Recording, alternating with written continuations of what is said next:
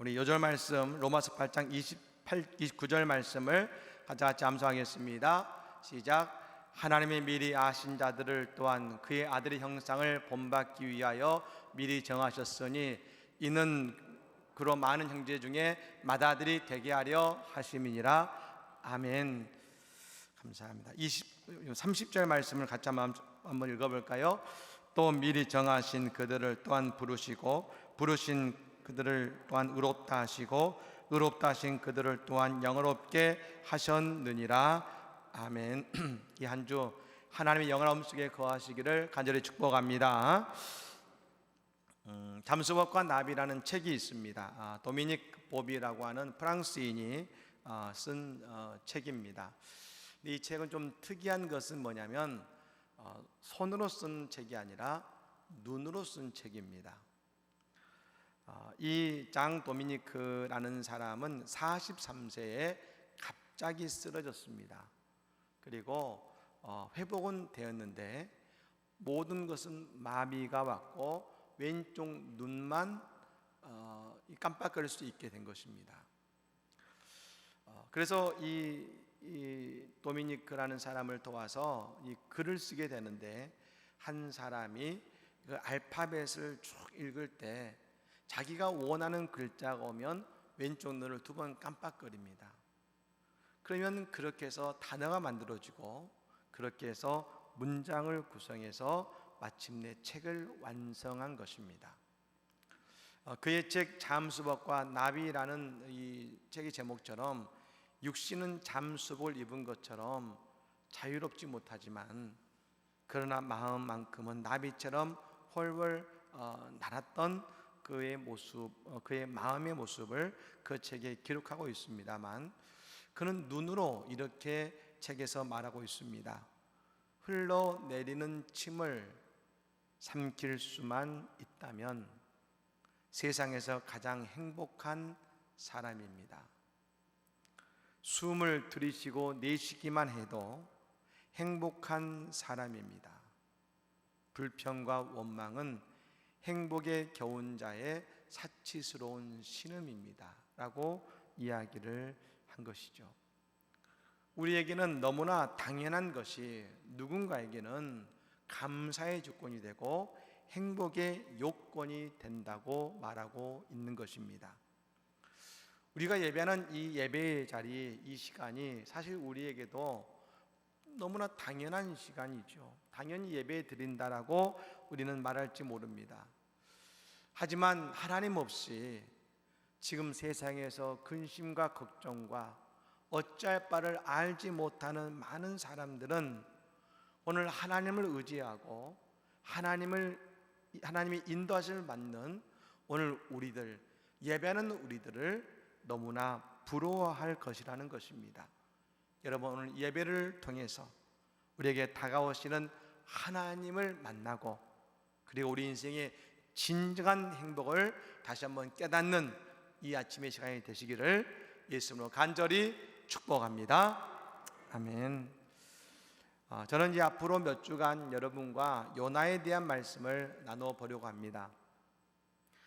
오늘 요나서 1장 1절에 보면 요나라는 사람을 소개하고 있습니다. 아미떼의 아들 요나라고 있습니다. 여러분 이 히브리어는 그 의미와 뜻이 있는데 아미떼라는 말은 진리라는 말이고 요나라는 말은 비둘기라는 말입니다. 그러니까 우리가 볼 때 아니 무슨 아들 이름을 새 이름을 지었나, 우리가 예를 들면 이런 것이죠. 아이 이름을 지었는데 비둘기 이렇게 지으면 좀 이상하지 않습니까? 그런데 비둘기라고 지은 것입니다. 왜 그랬을까? 그것이 이스라엘 백성들에게 있어서는 비둘기는 평화와 소망의 상징입니다. 대표적으로 그렇게 된 이유는 노아의 방주에서 그 방주의 하나님의 심판 속에 노아의 방주가 그 무리를 떠갑니다. 근데 우리가 노아의 방주를 이제 볼 때 우리가 늘 오해하는 것이 뭐냐면 그 배를 말하기 때문에 어디를 간다고 생각하지만 사실 노아의 방주는 뜨는 게 목적이지 어디 가는 게 목적이 아닙니다. 그리고 수많은 심판의 그 모습들을 하나님 보이지 않기 위해서 배 옆에 창이 없고 오직 하늘로만 창문을 있게 만드신 것입니다. 그러니 지금 육지가 보이는지 아닌지를 알 수가 없다 보니 그 창으로 이 비둘기를 보낸 것입니다. 근데 이 밤이 되어 비둘기가 돌아왔는데 감람나무 새 잎사귀를 물고 돌아온 것이죠. 그걸 보는 순간 노아의 방주의 모든 사람들은 이제 심판이 끝나고 이제 물이 사라지고 육지가 올라오고 있구나 라고 그것을 보면서 소망을 품기 시작한 것입니다. 그래서 여러분 그의 이름을 요나라고 지은 이유는 뭐냐면 저 감람나무 새 잎사귀 같은 소망의 메시지를 전하는 하나님의 사람이 되어라 라는 의미로 이 아미떼가 그의 아들의 이름을 지은 것입니다. 근데 그러므로 우리는 이 암울한 세상, 이 어려운 이 환경 속에서도 우리 성도들은 어떤 존재가 되어야 됩니까? 요나와 같이 늘 이 세상 속에서 감람나무 새 잎사귀와 같은 소망의 소식을 전하는 우리 모두 다 영적인 요나들이 되시기를 예수님으로 간절히 축복합니다. 근데 여러분 또한 이 영적인 이 소망의 메시지를 말하는 이 요나의 이름을 지은 것은 또 다른 의미가 있지요. 그것은 뭐냐면 지금 그 시대가 노아의 방주와 같은 어둠의 시기라는 것입니다. 우리가 아는 것처럼 이제 이 이스라엘 백성들은 지금 이 아수르라는 그 나라에 의해서 대단히 큰 고통을 받고 있고 또 이 아수르라는 나라가 대단히 지독한 나라였고 잔인한 백성들이었습니다. 그래서 이스라엘 백성들이 너무나 큰 고통을 당하고 있는 그런 시대를 살아가고 있었던 것이죠. 그런데 여러분 그러므로 이 요나는 그 아수르의 고통받는 이스라엘 백성들에게 하나님의 소망의 메시지를 전하는 사명을 그런 늘 꿈꿔왔었고 하나님의 음성을 들어왔었는데요. 근데 오늘 좀 특이한 일이 벌어진 것입니다. 오늘 2절 말씀에 하나님의 음성이 들려옵니다. 같이 한번 읽어볼까요? 2절입니다. 너는 일어나 저 큰 성읍 니느웨로 가서 그것을 향하여 외치라. 그 악독이 내 앞에 상달되었음이니라 하시니라. 아멘. 하나님께서 이 요나를 선지자로 세우셨는데 요나에게 이스라엘 백성들에게 가라, 예루살렘으로 가라 하신 것이 아닙니다.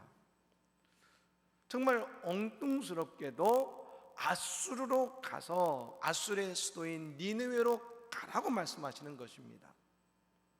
아수르가 누굽니까? 이스라엘의 원수요, 누구보다 그들을 잔혹하게 대한 그들의 대적들입니다. 여러분 특별히 오늘 뭐라고 합니까? 니느웨에 그들의 악독에 대하여 외치라고 하신 것은 지금 이 소돔과 이 땅은 소돔과 고모라와 같은 하나님의 심판을 받을 수밖에 없는 그런 땅이라는 것입니다. 그런데 하나님은 뭐라고 하시냐면 그들에게 가서 외치라는 것입니다. 이 말씀을 들은 요나는 어떤 마음이었을까요? 아마 하나님께 이렇게 말하지 않았을까요? 하나님, 이건 아니죠. 제가 하나님의 선지자로서 다른 건 다 따를 수 있지만 니느웨로 가라는 것은 그건 좀 아닌 것 같습니다. 여러분 지금 요나는 중요한 한 가지의 딜레마에 직면했습니다. 내 뜻과 하나님의 뜻이 다르다는 사실입니다. 내 생각과 하나님의 생각이 전혀 다른 것입니다. 내 생각과 하나님의 생각이 같으면 얼마나 좋겠습니까?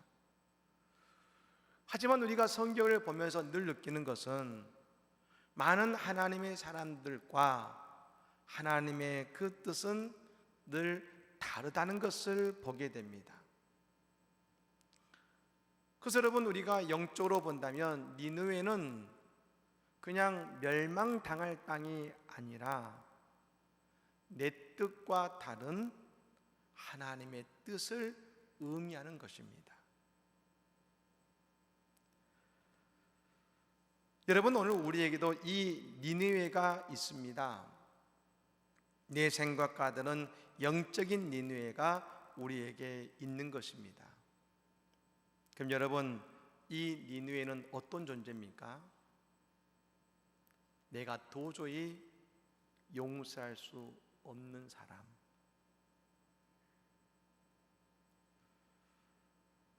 그 니느웨는 하나님의 심판받아도, 지금 하나님 심판받아도 당연하지 라고 생각되는 그런 존재들.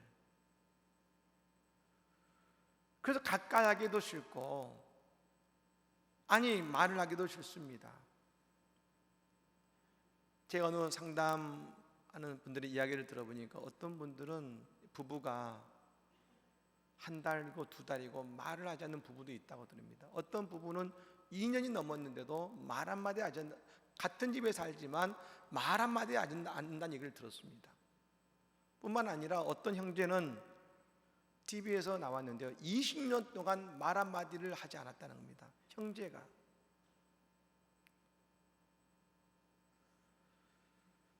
가까이 하기 싫은데 하나님은 오늘 이렇게 말씀하신 것입니다. 너는 일어나서 그 사람에게 가서 그 사람을 향하여 하나님의 말씀을 외치라는 것입니다. 여러분, 우리는 그게 쉽게 순종이 됩니까? 우리는 요나의 이야기를 들으면서 아니 하나님 뜻대로 가야지 라고 하지만, 오늘 우리는 우리 니느웨에게 다가가 외치라 할 때 우리는 가서 그렇게 할 수 있을까요? 오늘 우리도 요나와 같은 선택을 하지 않을까요? 그 3절 말씀에 이렇게 말합니다. 같이 한번 읽어봅니다. 3절입니다. 그러나 요나가 여호와의 얼굴을 피하려고 일어나 다시스로 도망하려 하여 욥바로 내려갔더니 마침 다시스로 가는 배를 만난지라 여호와의 얼굴을 피하여 그들과 함께 다시스로 가려고 뱃삭을 주고 배에 올랐더라. 아멘. 여러분, 오늘 그러나로 시작합니다. 하나님이 말씀하셨습니다. 그런데 그러나로 시작합니다. 이것은 뭡니까? 그러나 하나님의 말씀을 듣지 않겠다는 것입니다. 그리고 요나는 여호와의 얼굴을 피하여 일어나 다시스로 도망했다 하겠습니다. 오늘 우리는 말입니다, 요나의 죄를 보게 됩니다. 우리가 하나님의 말씀에 순종하지 못한 것이 곧 우리의 인생의 죄가 된다는 것입니다. 아담과 하와가 저 에덴 동산에 있을 때 하나님이 말씀하셨습니다. 동산에 있는 선악과는 먹지 말아라. 그런데 그들이 그 선악과를 먹고 난 다음에, 그 죄를 지은 다음에 그들이 보인 첫 번째 행동이 여호와의 얼굴을 피하여 숨은 것이었습니다. 우리가 죄를 짓게 되면 가장 먼저 하는 것이 하나님의 얼굴을 피하여 숨는 인생이 되는 것입니다. 이 말은 다시 달리하면 하나님께서 다가오셔도, 하나님께서 말씀하고자 하셔도 듣지 않으려 하고 피한다는 것입니다. 근데 여러분, 우리는 하나님의 말씀에 순종하지 않는 것을 그리 큰 일이라고 생각지 않습니다. 자녀가 부모님의 말씀을 가끔 이렇게 듣지 않는 것처럼 뭐 그럴 수도 있는 일 아닌가. 그러면서 우리에게는 또 비교 대상이 있습니다. 저 니느웨의 악독이죠. 내가 아무리 그래도 저 니느웨보다는 낫지, 내가 좀 더 인간적이지라고 우리는 생각합니다. 근데 여러분, 우리는 여기에서 아주 중요한 한 가지 사실을 놓치고 있다는 것을 알아야 됩니다. 우리가 하나님의 말씀에 순종하지 못하고 여호와의 얼굴을 피하고 숨는 인생을 이렇게 말할 수 있는 것입니다. 하나님 없이 살아가는 인생. 천국은 어떤 곳이 천국일까요? 금은 보화가 가득하고 천사의 찬양이 있는 곳이 천국일까요? 진정한 천국은 하나님이 계신 곳이 천국입니다. 그럼 여러분, 지옥은 어떤 곳일까요? 한마디로 말하면 하나님이 계시지 않는 곳입니다. 우리에게 아무런 문제가 없어 보일지 모르지만 하나님이 계시지 않는 인생은 지옥 같은 인생이 되는 것입니다. 여러분, 어떤 분들은 시집살이가 고됩니다. 어떤 분들은 경제적으로 힘든 일이 많습니다. 어떤 분들은 가정에 많은 문제가 어려움이 있습니다. 하지만 그런 어려움과 힘든 상황 속에서도 하나님과 함께라면, 임마누엘의 확신이 있는 인생이라면 누구나 보기에 고통과 아픔과 눈물의 자리처럼 보이지만 우리는 바로 그곳에서 천국의 기쁨을 누릴 수 있음을 믿으시기를 바랍니다. 여러분, 죄가 무서운 것은 이것입니다. 우리가 하나님의 얼굴을 피하여 우리를 다시스로 가게 만들기 때문에 그런 것입니다.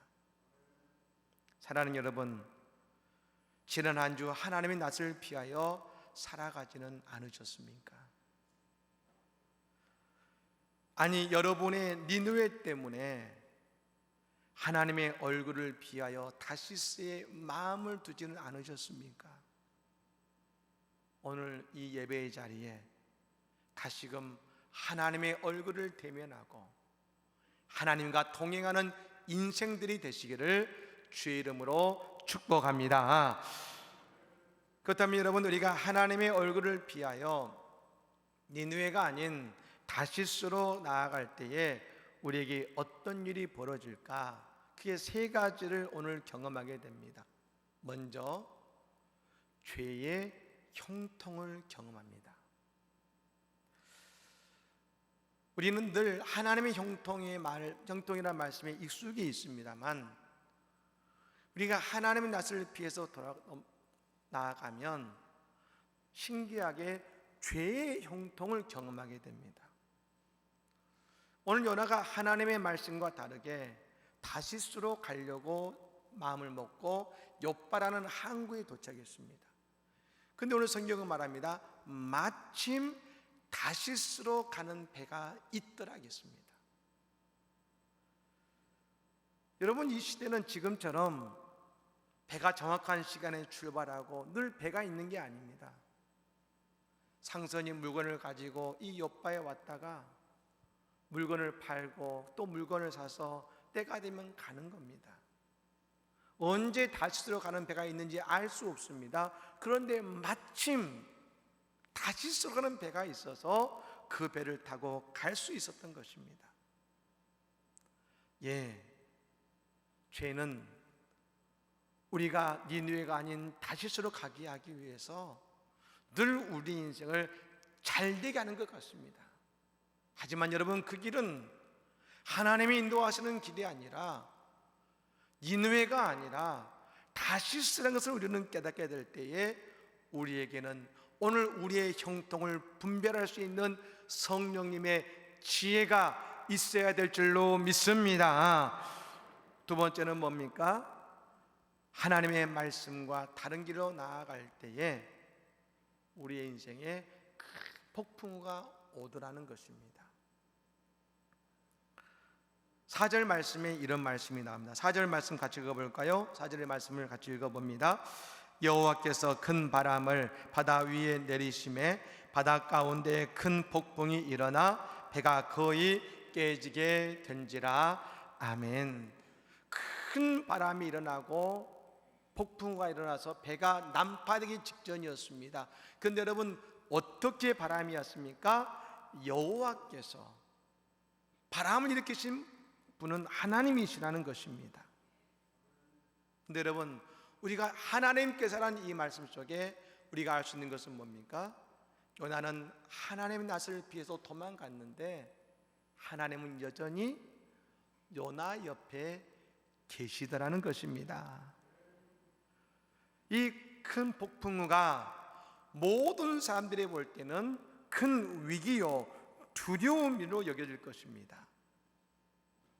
하지만 영적인 눈으로 보면 요나에게는 요나를 찾아오신 하나님의 손길인 것입니다.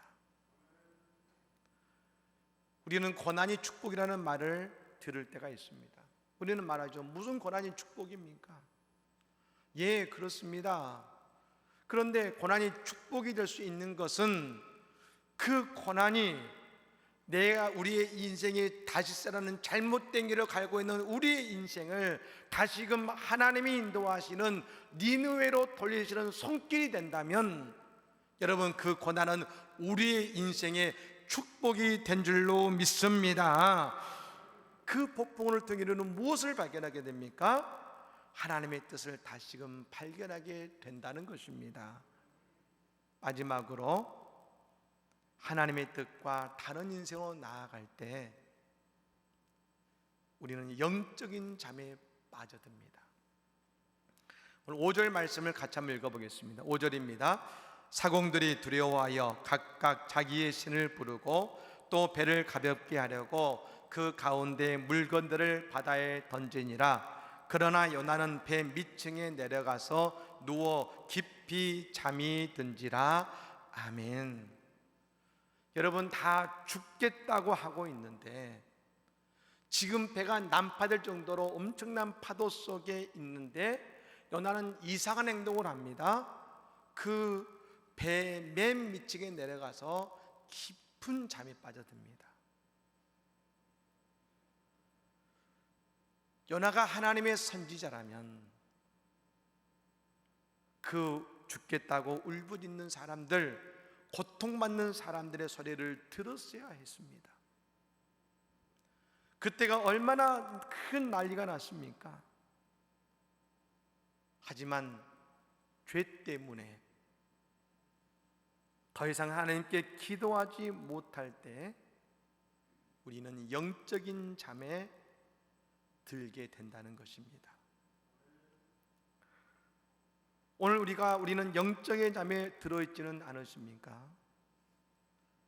지금 내 가정에 풍랑 속에 고통 겪고 있는데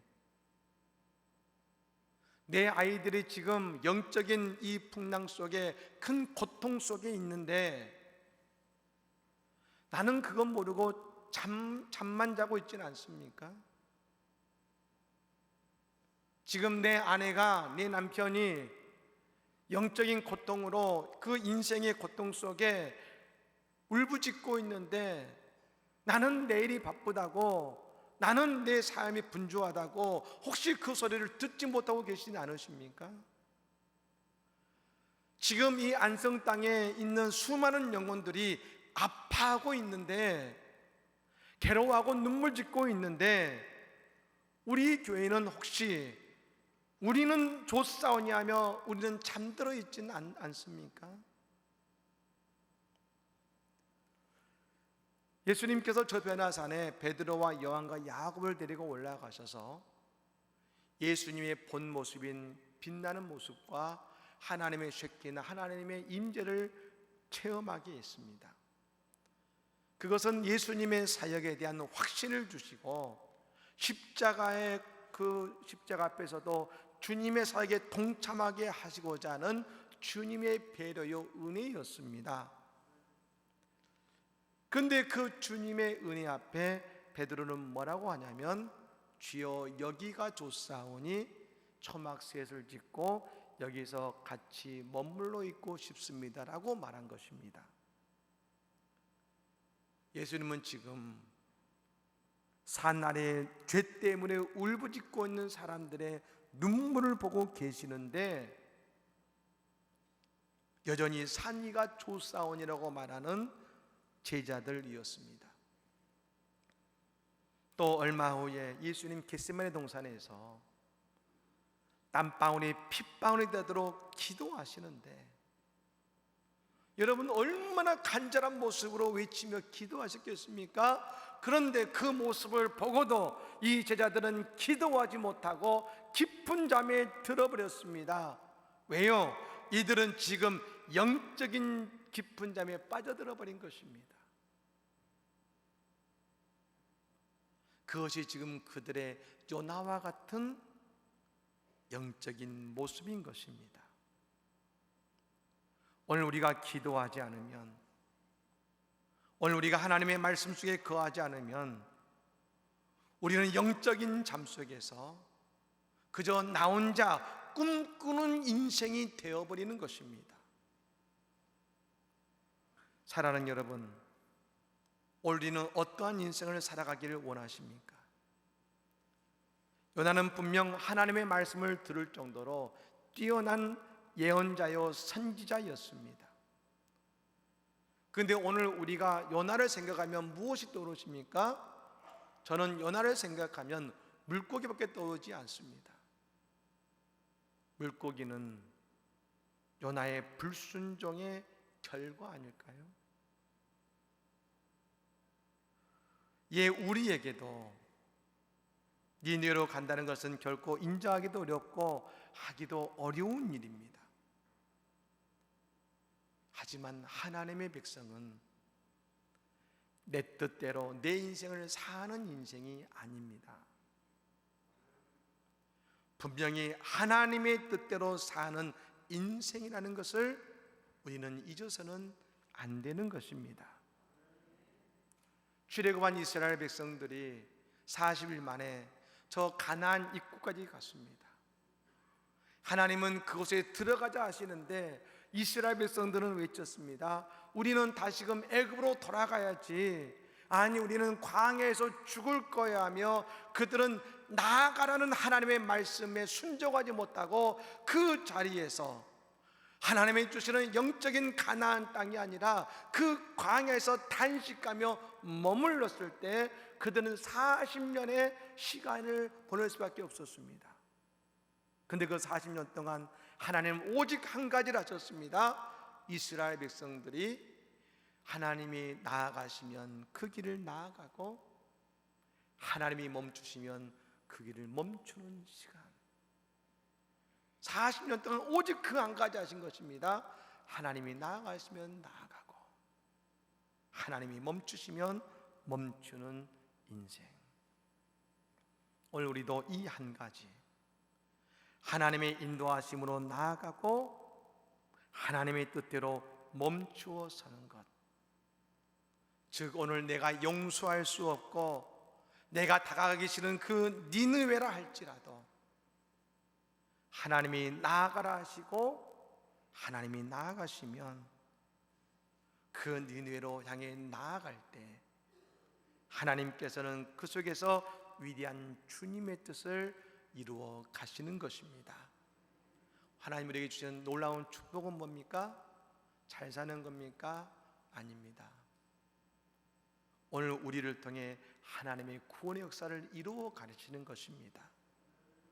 오늘 또 우리의 삶이 하나님의 뜻 안에 거하며 하나님의 위대한 구원의 역사를 이루어가는 성도들의 복 있는 삶이 다 되시기를 예수님으로 간절히 축복합니다. 아멘.